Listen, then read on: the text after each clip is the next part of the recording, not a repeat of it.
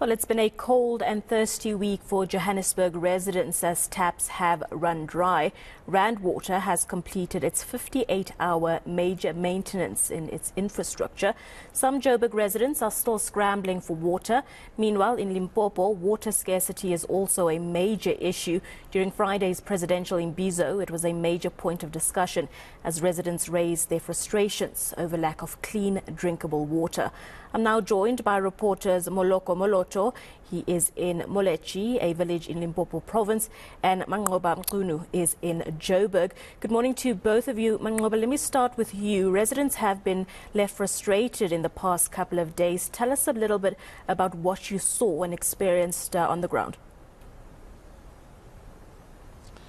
Well, we saw quite a lot of frustrations from communities that, of course, have been affected by this planned water shutdown by Rand Water. Of course, you recall that Rand Water had issued a 21-day notice to municipalities that have been affected as far as that maintenance work was concerned, saying that this was much needed maintenance work that needed to happen to fix some of the valves at some of the booster pump stations that needed to be fixed. So this is work that it says was very important for the entity to do to ensure that in future there is reliability as far as water supply is concerned in this particular province. So this was actually a planned work by Rand Water, and it had indicated that this work is going to take 58 hours from Tuesday at 7 o'clock up until Friday morning at 5 in the morning. And of course that work went underway.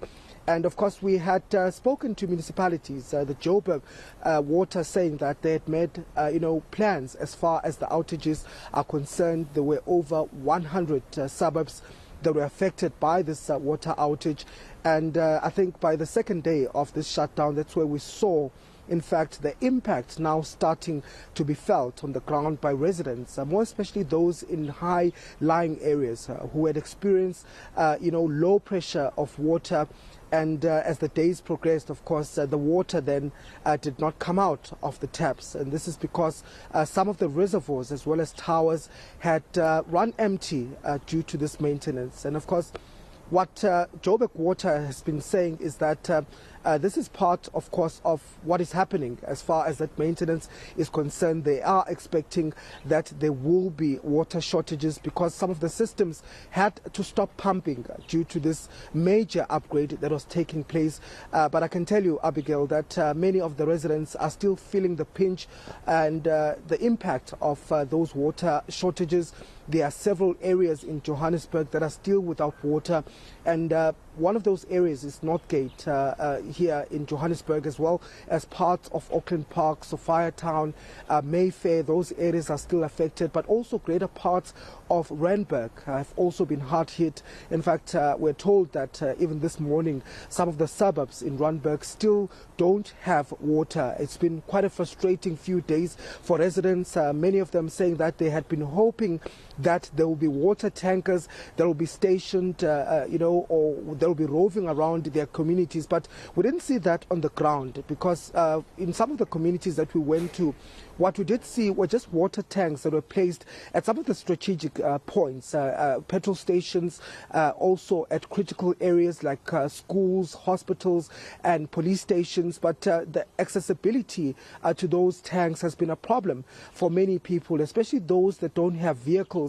who really struggled to get to those tanks. And so many residents have been left frustrated because they couldn't access water, they couldn't reach those particular tanks. And this is what caused a lot of anger and frustration among people, especially in those affected communities. And yesterday I was in the suburb of Mayfair in Johannesburg, just speaking to residents who had been queuing literally outside a mosque and waiting for water. They get water supply from that mosque, and it's the only sort of supply that they have in that community. There are no tankers that were available in that particular area. And also just 2 days ago, I went to Soweto, where residents had to walk about 3 kilometers to the next township to try and access water. So those are just some of the frustrations that have been faced by residents who said even though they were told about these water outages, there was communication, they agree, but the water itself is simply not enough to sustain the long hours of shortages that have been happening in their communities. But let's just take a listen perhaps to some of those frustrated residents from Mayfair and what they had to say. There is no any other place that we can get the water except here only. So here they will be closing, and then when they're done praying, it's when they can give us water. We've been not having water for 3 days now. It's been difficult, especially with the usage of the toilets and everything else here. It's been tough because a lot of old residents, and it's not a very wealthy neighborhood, so it's quite difficult for the children. There's no tanks in our area at all, and some households here has more than like 10 people in it. And coming here and standing in the long queues and trying to get water, and like now we can't because there's no electricity for the past 3-4 hours. We're appealing and urging you, please just send some water trucks to us. Water is life, it's essential. A lot of frustrated residents there. Manqoba, just talk to us and give us sort of a status check, a status update. Has Rand Water now completed the maintenance? And also on another point, I remember in the beginning of COVID, we saw panic buying when it came to things like toilet paper. Did we see a panic buying this time around when it came to water? Certainly, Abigail, and I think we saw that in the days leading to this particular shutdown. I'm reminded of my colleague Aviu Mtila, who was in Indonesia on Tuesday, in fact, where we saw, people rushing to buy water. In fact, one of the water shops in that area had even run dry. They had no more water to supply to the residents, and that's because of panic buying. Yesterday, I was also at a Manzi store in North Cliff, where again we saw residents, flocking to that particular store to try and stock up. These were residents from the surrounding Linden areas as well as Auckland Park. Some had driven as far as Auckland Park and West Dean just to get water from that store because they'd been without water for 3 days now. These are communities that were really affected, that when this maintenance started had run dry on that very day. So they had to go and try to make alternative, measures to get water. But Abigail, just before I get into what Rand Water has said about this, we are in one of the areas, in fact, that has been affected. It's been hugely affected as far as water is concerned. I was here earlier on during the week in Northgate, where many of the shopping complexes here were really scrambling, trying to get water. They had no water for a few days in this area, and I spoke to some of the businesses that had told me that they've even shut their ablution facilities because there are no water facilities. We understand that some parts of this area are still without water, and joining me now is the councillor, the ward councillor of Ward 101, Ralph Bitko. Thank you very much, Ralph, for your time. Let's just perhaps get a sense of how bad the situation is as far as water is concerned. I remember on Monday I was here, in fact not on Monday, on Tuesday I was here, and there were many complaints here in this area about the water. Has it improved? It has improved overnight now, finally, to a degree, but the problem is, for instance, Bromhof is still without water. The Olivedale Clinic has run out again and has actually called me this morning, said they urgently need water, and the biggest problem we have is the planning was there from Joburg Water side, but the implication of it was totally beyond anything. It was faulty like you cannot believe. We got a list of where the tanks were supposed to be. They weren't at the areas. The ones that were there were empty. Roving tankers arrived. We had a tanker arrive last night at about 10:30 at an area, at a place that wasn't supposed to be to start with. Now, we can't be on the ground 24/7 neither. So unfortunately, I had closed my groups because the groups were going crazy with people complaining, and then the tanker arrived at 10:30. Now 10:30 at night the tanker arrives finally, when the whole day the people have been crying for water, and it's arriving at a place where it shouldn't have been. We had another tanker arrive here as well at BP here opposite the Olivedale. There was not supposed to be a tanker there. It was supposed to be at the clinic. The clinic said no, they can only use the water for themselves that they had there. So, you know, it was, the planning, as I said, was great on paper, but the application of it was totally faulty. And yes, City Power, for instance, they're still struggling with, after years and years of load shedding, to try to come to terms with it. This was the first big outage that we've had on water, but we're going to face more. And the learning curve has got to be very, very steep. They've got to come right, they've got to do it the right way, and they've got to be prepared for it. Unfortunately, what we've seen is that there's a total lack of backup systems that we need in the city at a time like this. Let me go to this, Ralph. I know that I saw some tanks, for example, at the engine garage, but there were no people there. Was the communication? Did people even know where these tankers are or these tanks are? Well, to give you an idea, for instance, Northgate, they said we have a tank there at the engine garage. People got to the engine garage. There was nothing. Why? Because they moved the tank to the material entrance for clicks behind a wall. Obviously, because they were worried that the taps might get stolen or whatever it might be. I don't care what the excuse is. But the people were not informed that they had moved the tank to somewhere else. And that is exactly what I'm talking about. You can't just say, well, the tank's going to be here and then it's somewhere else. It confuses everybody, and we can't plan like that, right? If you've got a plan, you stick to the plan, and you make sure that it is and that it's serviced properly, right? Now, also we had for instance, all of a sudden we got a tank at Honeydew Saps. A tanker arrived there. Well, that wasn't supposed to be there. It was supposed to be somewhere else. Before I let you go, Ralph, I know that it's not only water that you're facing here as a community, the water issues, but there's also a power outage here. The power outage here for a week has been, it's put the whole of North Riding and Bromhof and the whole areas into a total state of crisis. And what's sadly lacking is that senior management has not been on the ground. We as councillors have been running around trying to find out and figure out and what's happening in that. Senior management from City Power hasn't been on the ground for the whole week.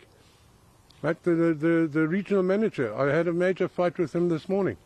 Why? Because he hasn't been here. He should have been here, and he should have been physically on the ground trying to get this sorted out. We're still struggling in North Riding with power outage. Okay, thank you very much, Ralph, for your time. Well, as you can hear, not only is there a water issue here, but also a power outage that's gone for many days. We understand, of course, that they've tried to reach to the entities as far as these issues are concerned. But again, residents are still frustrated. But when we spoke to Rand Water yesterday, they did indicate, Abigail, that the work has been completed now. It was completed on time. In fact, they're expecting the water systems to start recovering. It's going to take time, though. It's not going to be a matter of hours because they're dealing with pipes here, kilometers of pipes.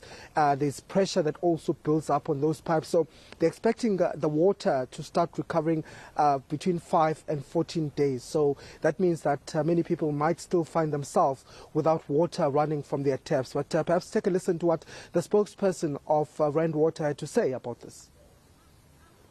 We have completed work at the Swartkopis pumping station, at the Vereeniging and Suikerbosch water treatment plants. So we're just left with less than 12 hours, and the team is really working diligently to ensure that we meet the deadline. We also want to announce that we will be commissioning at 1900 hours, we'll be commissioning the first 600 megalitres at the Ekenhof pumping station. This is a significant milestone for us. I mean, if we are able to pump 50% of its full capacity, we are very pleased, and the rest of it will be commissioned tomorrow at 5 a.m. As we have seen the report, some of the reservoirs are running dry. In some areas, they are completely dry. So more especially in the high-lying areas. So the system will need time to recover. So we have to fill up different reservoirs to ensure that people do get water. So as I'm indicating, high-lying areas will take a couple of days, but eventually people will get water, and municipalities are dispersing water tankers. Well, Manqoba, 5 to 14 days is a significant amount of time. It's understandable why residents are so frustrated. Let's move over to Limpopo province now to find out what the water issues there are. We've got our reporter Moloko Moloto on the ground. He is in Molechi, as a village in Limpopo province. Moloko, residents in this specific area have also raised their frustrations over lack of water during yesterday's presidential imbizo. Give us the latest details. Hello, Abigail Visache. Well, there's a saying that water is life, and we know that it is a service or a good that must be provided by the government. And while the residents of urban centers such as Gauteng are experiencing water cuts, for the many other people in rural areas, including the Limpopo province, they have never had water cuts because they have never had water infrastructure. Not only now, dating back to the years of apartheid, even now in democratic South Africa, there are people who still do not have running water. Others, of course, the government has tried to provide water infrastructure. We see in several villages where government would have put what would be called communal standpipes. In other words, you will have a certain number of households within a particular radius, perhaps sharing a particular standpipes. That's where they will get their water from. But in some instances, you find a situation wherein even the supply, even under that RDP standard of the provision of water, you don't get it every day. You will get it maybe 2 times a week. They would ration such a water provision, all because in terms of the supply there would be challenges. And this is despite the fact that Limpopo province has several dams where there would be water.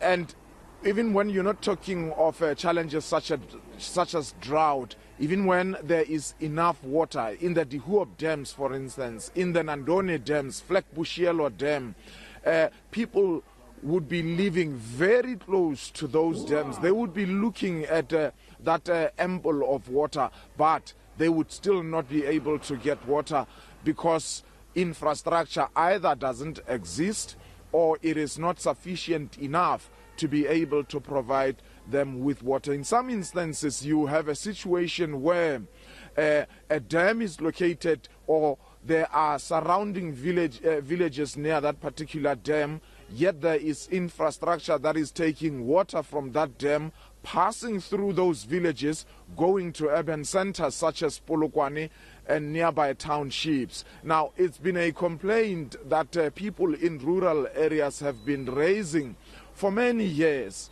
But as I say, government has tried in some instances. What is even more disconcerting, Patricia, is that in some instances government would have put infrastructure in the form of bulk infrastructure, but also in the form of reticulation in villages. And such infrastructure would dilapidate, would be destroyed, so much that it is no longer useful.